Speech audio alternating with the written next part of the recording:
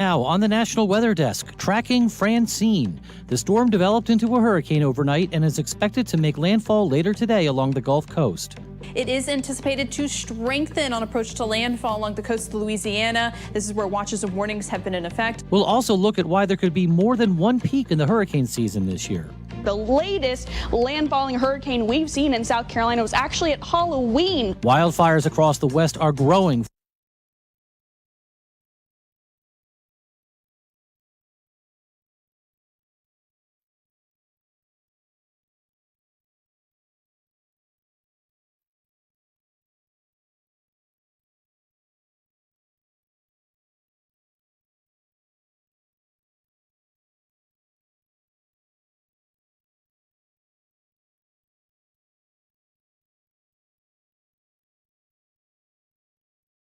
I just said be yourself. Everybody loves Ryan. He does such a good job with all of his jobs. I just said be yourself. Everybody loves Ryan. He does such a good job with all of his jobs. He's a natural.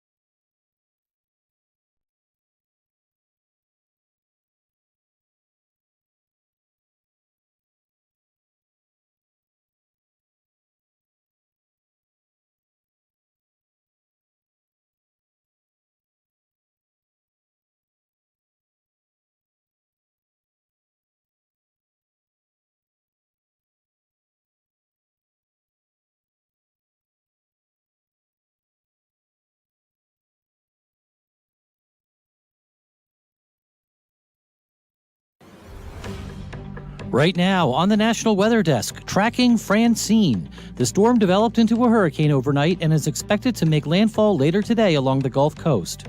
It is anticipated to strengthen on approach to landfall along the coast of Louisiana. This is where watches and warnings have been in effect. We'll also look at why there could be more than one peak in the hurricane season this year.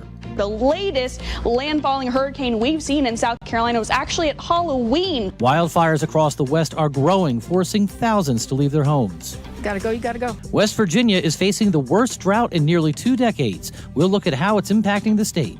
These trees should still be mainly green, but it's looking more like October instead. And a lesson on how steam fog forms. From our nation's capital, this is the National Weather Desk. I'm meteorologist Matt Ritter. Francine is now a Category 1 hurricane and is expected to make landfall later today in Louisiana. A state of emergency is now in effect as the state prepares for life-threatening storm surge, high winds, and heavy rain. Let's turn to meteorologist Jen Collins, who is tracking Francine for us this morning. Now here's a look at the actual storm. Maximum winds there 90 miles per hour, Category 1 hurricane as of the 5 o'clock advisory. It is anticipated to strengthen on approach to landfall along the coast of Louisiana. This is where watches and warnings have been in effect. Eventually, it will move inland by the end of this week, becoming a remnant low, producing heavy rainfall threat across parts of Tennessee, northern Mississippi, and the Ohio River Valley here over the next few days. That will be the primary concern with Francine. Elsewhere in the Atlantic Basin, we're monitoring 2 other areas for potential development. The odds of decrease for Invest 92L in the central Atlantic now is a low chance, and then a high chance of development for a tropical wave that moved off the coast of Africa. This will continue to work its way to the west here over the next few days, likely remaining out over open waters of the Atlantic. And this is video our storm chaser Brett Adair captured in New Orleans. Heavy rains from the outer bands of Francine are already impacting the northern Gulf Coast. This video was taken along Interstate 10. The rain will only get heavier as the day goes on. Residents in Morgan City, Louisiana, where the center could make landfall, have been preparing for Francine's arrival. Ivan Rodriguez has their story. Flooding rainfall, powerful winds, and potentially life-threatening storm surge. People along the Gulf Coast are preparing for the strength of Hurricane Francine. This will be a mid-afternoon to late night landfall, so that brings a specific element. We would ask everyone to stay off the roads and remain vigilant. The last time the state experienced a hurricane was in 2021. Category 4 storm Ida decimated the town of Grand Isle. Over the past week, Hurricane Francine strengthened significantly in the record-warm Gulf of Mexico. Storm surge watches and warnings stretch along the coast from northeastern Texas to the Mississippi-Alabama line, with several evacuation orders across Louisiana and the Gulf Coast. People are preparing across the state for prolonged heavy rainfall. That's going to push a number of rivers up to and even above flood stage, so that's going to be a problem. Hurricane Francine is expected to drench parts of the lower and middle Mississippi River Valley through the rest of the week, potentially flooding roads, damaging homes, and causing widespread power outages. Some places in southeast Louisiana could see as much as a foot of rain. It is important that people adhere to the warnings that their local officials put out. Then guess what? You end up saving lives as well. And Francine, of course, will have different impacts depending on location. Meteorologist Evan Chikvara is in Alabama and looks at how your distance from the center of a tropical system determines the impacts that you feel and also the severity of those impacts. He looks at what Alabama residents can expect to see from Francine. We'll be tracking Francine as it approaches the Gulf Coast. So I wanted to talk a little bit about what to expect depending on where you are in proximity to the center of a tropical system. This is not what Francine will look like. Just an illustration here. If you're on the west of the center, northerly winds, drier air, less rain, nothing severe. On the east side, or the eastern half of the storm, southerly winds, widespread rain, occasional wind gusts as well. That's what we'll see here most likely. And you can also get tropical tornadoes. Now, every storm is different, but a lot of the times when we see these come up the Mississippi, we will have the potential for tropical tornadoes. Still a couple days out, but what you can expect, heavy soaking rains Wednesday night into Thursday. It'll be breezy as well in this outlined area. Going to see the majority of the rainfall. We could see a beneficial 1 to 3 inches of rain as this moves through. And let me remind you, this would be a good thing considering our latest drought monitor has the entire state in some level of drought. We'll keep watching it as we move through the week. And we're in the middle of typical peak hurricane season this week, but is that going to be the only peak this season? Myrtle Beach meteorologist Jenna Warner has more.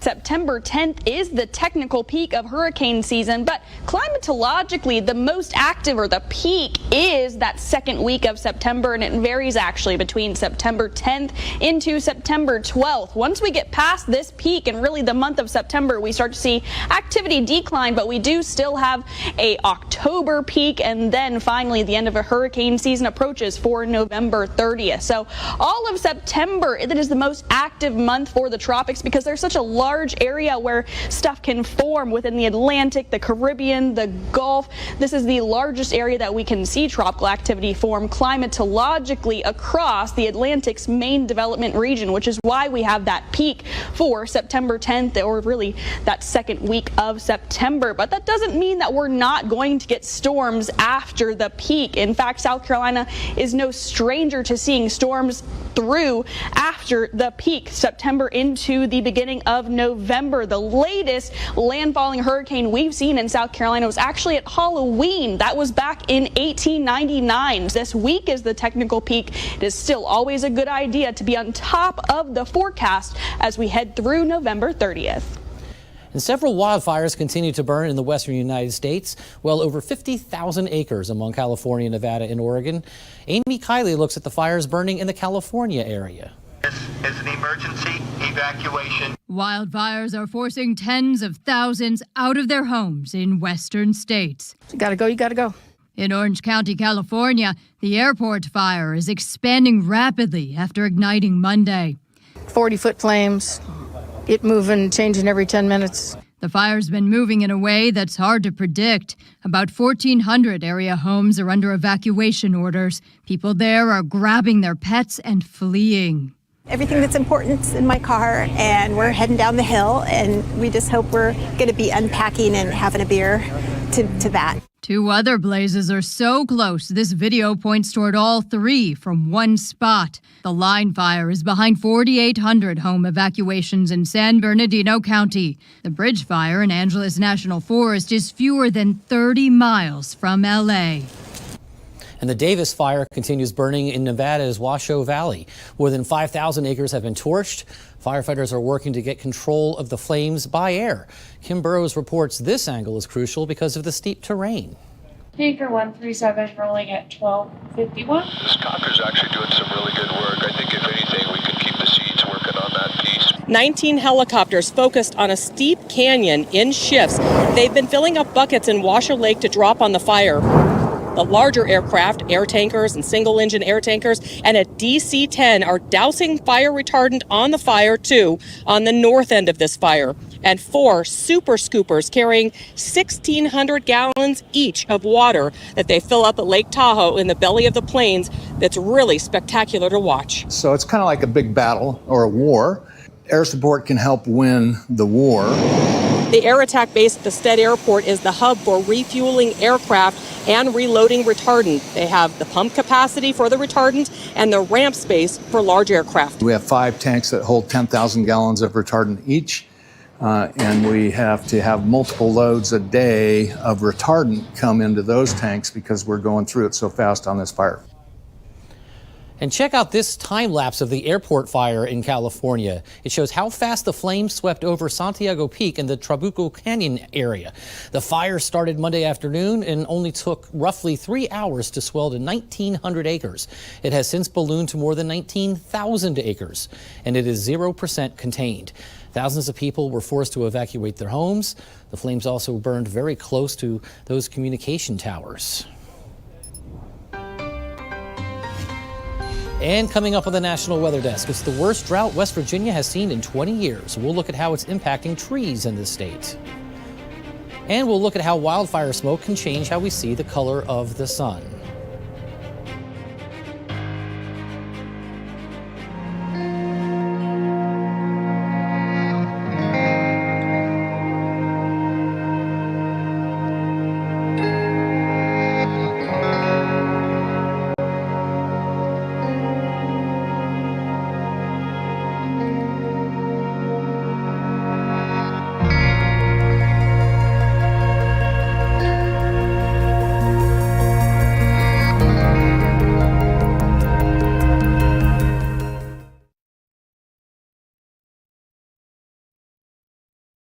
I'm meteorologist Charlie Lopresti with a look at the Northeast. We have a great stretch of weather on the way in the Northeast, courtesy of this big ridge of high pressure carved out by the jet stream.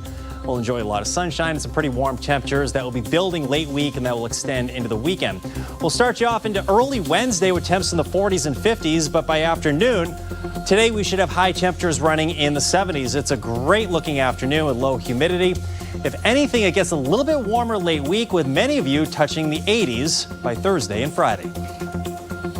I'm Chief Meteorologist Gerard Jabali. Here's a look at the mid-Atlantic region. High pressure sticking around for the next couple of days means we will stay mostly dry, although temperatures may tick up just a bit in the coming days and just a few clouds. We're not expecting any rainfall anytime soon during this pattern that's going to stick around. So low to mid 80s tomorrow afternoon, except in the mountains in the 70s. And of course, we're going to keep some of the same temperatures, just maybe a degree or two cooler, and a slight change in the humidity coming up. I'm meteorologist Vitas Reed. Here's a look at your southeast forecast highs. 90 in Nashville, 83 in Raleigh, 82 in Macon, upper 70s around Mobile and Pensacola. We're looking at plenty of cloud cover, showers associated with what's going to be Hurricane Francine moving onshore over parts of Louisiana, bringing heavy rain and gusty winds through New Orleans, also down towards Lake Charles and down as far south as Jacksonville, getting some flooding, a lot of rainfall, as much as 5 to 7 up to 10 inches of rain possible with this storm.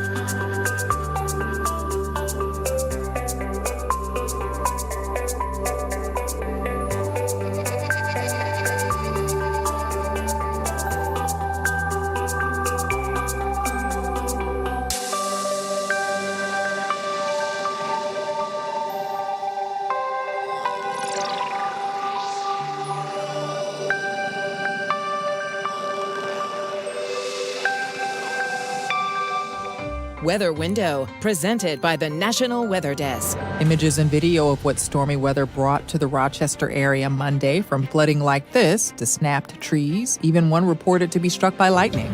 A couple of tornadoes were confirmed in the Buffalo area. A foggy snapshot over Rochester Tuesday morning revealed patches of crisp blue sky. And here's a view of steam fog lifting over the Missouri River. For more content like this, like the National Weather Desk on Facebook. Well, the California wildfires are many miles away from the Midwest, but those fires are affecting their sunsets. Meteorologist Garrett Hyde explains with an experiment. As the latest forecasts show more smoke moving into our area throughout this week, we can expect to see more of these vibrant colors. But why? First, we need to know why the sky is blue. It is blue because of a process known as Rayleigh scattering. Essentially, when white light hits our atmosphere, the light contains all colors of the rainbow, and because of the scattering regime, blue light is actually nearly 10 times more likely to be scattered in our atmosphere, causing the sky during the day to appear more blue. But the longer this packet of light travels, it loses those cooler colors, leaving just those warmer colors unscattered, meaning by the time we get to the sun rises and sun sets, we primarily see those red, oranges, and yellows, creating those crimson skylines. And there's actually a simple experiment we can do that shows this effect quite well. By adding just a little bit of milk to some water here, we can simulate how well this works. When we look at the tank from the side or from where the light is being shown, we see a lot more of that blue scattering back. However, the longer that light travels through, the more it becomes red, like at sunset. So why does wildfire smoke make things even more red? Well, that's because smoke is sending up more particles into the air for the light to bounce off and create more scattering, which we can actually simulate by adding just a little bit more milk to this mixture, causing an even hazier look and pushing that more yellowy light back into the reds. In Pennsylvania, the lack of summer rain has prompted some concern about how soon fall leaves will change in some southern counties and how vibrant the colors will be when they do switch. Some are wondering if it'll impact fall tourism and festivals. Local officials aren't so worried, though. I don't think it'll have much of a factor on our fall foliage festival just because our town is so beautiful the way it is. People love our festival because there's so much to do. So I don't think the lack of fall foliage will determine any of the outcomes. Prime leaf peeping season in Pennsylvania is typically from mid-September through mid-October. And portions of West Virginia are in what some are calling an historic drought. Many people in the area have noticed the impacts the dry weather is having on trees in the area, but more importantly, it's creating a risk of wildfires in the state. Meteorologist Brandon Stover has more. We've seen one of the worst droughts in years across West Virginia and also parts of Ohio. The latest drought monitor shows extreme to even exceptional drought conditions. Not only has it been devastating to farmers, but it's also causing some unusual things to happen. These trees should still be mainly green, but it's looking more like October instead. And here's the thing, they started to change as early as July. The trees are simply thirsty. Since May, Charleston has been 5 inches below their normal rainfall, while Huntington has been over 4 inches below. That lack of rainfall especially hurts during the summer when we typically see most of our rain. Plus, the hot sun zaps even more moisture out of the ground. The result? Trees aren't producing as much chlorophyll. That's what makes the leaves green. With less green, antioxidants in the leaves are seen more instead. These compounds can take on the form of yellow, orange, and red. Unfortunately, during a severe drought, the color usually isn't as bright, and the peak foliage doesn't last as long. In fact, since the leaves aren't as healthy due to a lack of moisture, they tend to become brittle and fall off the trees early and often. This can set the stage for an early fall fire season, which will likely be intense this year due to a few reasons. First, we had a fairly wet spring. This means more plant growth. Second, since then, we've been in a major drought, allowing all of those plants to become an ideal fuel source for fires. And lastly, leaves will fall earlier this autumn. That's also a time when days are typically warmer with lower humidity. These type of conditions can lead to large, fast-moving fires that are hard to control. If the tropics don't wake up soon, or this pattern remains the same, the Central Appalachians and a good portion of the Ohio Valley will likely see a historic season of fires. And it may seem like a long time before the first snowflakes fall, but in northern Michigan, officials are already deep in their preparations for winter weather's arrival. And they're asking for a little help from local schools to put the finishing touches on their plows. Mark Scollett has the story. We are barely into fall, but here at the Grand Traverse County Road Commission, they're already preparing for winter. We're always a season ahead. We're ready to go. We have our winter blades in, we have our salt in, we have our sand in, we got the trucks in right now. Believe it or not, we're going through them, getting them ready to plow snow, so we're ready when it comes. All the trucks are getting a thorough mechanical checkup to make sure when the roads get icy and snowy, they're ready to roll. But before plows are added to some of them, an opportunity exists. I think this will be the third year that we've done the Paint a Plow program. Yep, while some of these giant plows are standard issue orange, a few show the past efforts of local students whose schools chose to take part in the Paint a Plow program. The Road Commission drops off the blank canvas plow and the students get to work. So it's pretty much an open canvas, however they want to decorate it. Oil-based paints do seem to work the best on the steel of the plow. When the students are done and the plow is painted, the Road Commission comes back, picks it up, and puts it in service. The kids get a kick out of the painting. It's fun when you get a school together and they put their school pride into it. And the drivers here get a customized addition to their work truck. I think the drivers do enjoy having something different out there and seeing people's reactions, getting the thumbs up, and when they go by plowing. It's a little bit of fun, adding a pop of color and character to a plow that does its best to limit the number of snow days. And in the process, turns a fleet of otherwise impressive but unremarkable trucks into something worthy of a second look. I think it's great community outreach, keeping people aware of the plows and how big they are. When the kids actually get a chance to see them up close, they realize how big they are. So when they see us coming through, they're waiting for the school bus, maybe they'll take that step back or pay attention when the plow comes through. As temperatures cool this time of year, you might see some more steam fog over the waters. Meteorologist Sharon Ray explains how that forms. That time of year when our nights cool down, we start to see some of this. This was taken last fall. I took this over the Missouri River of steam fog. You see why it's called steam fog. It's these little wisps of fog that rise over the river and rise into the air, looking like steam. That is caused by, of course, that cool air we're now seeing in the mornings. The water temperatures, though, take longer to cool down in the fall, so they tend to be warmer than the actual air temperatures when we get these cool mornings. And as you get that cool air overriding that very warm air, the water vapor over that warm air over the water, continuing to rise into that cool air, causes little droplets to form. It condenses in the cooler air and causes steam fog. If you're looking for more weather content like this, be sure to check us out on social media. You can find us on all your favorite platforms, including Facebook, YouTube, Instagram, X, and TikTok. Just search the National Weather Desk. Time now for a short break, but first we soar over Miami Beach.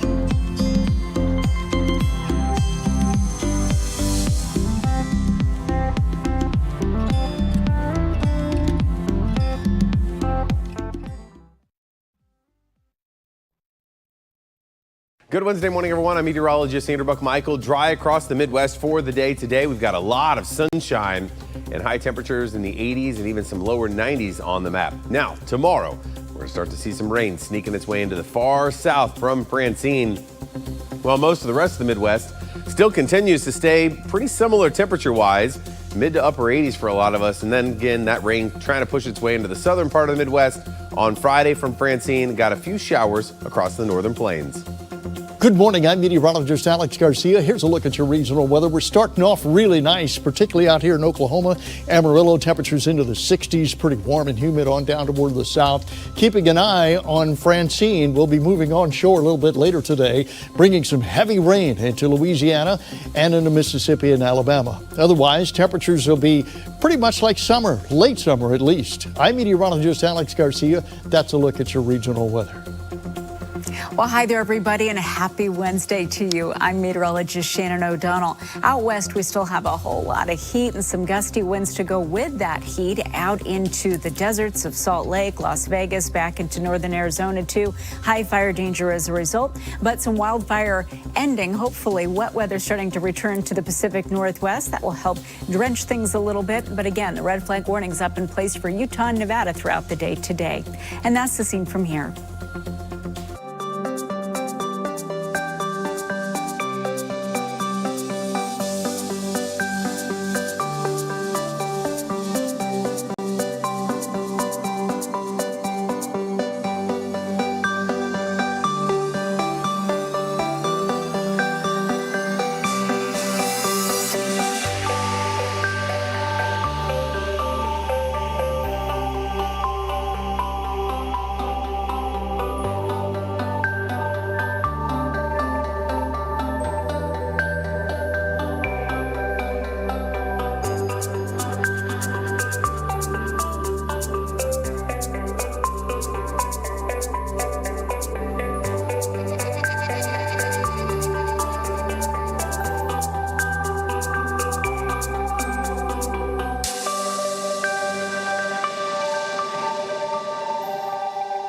You are watching the National Weather Desk. And today marks 23 years since the terrorist attacks of September 11th, 2001.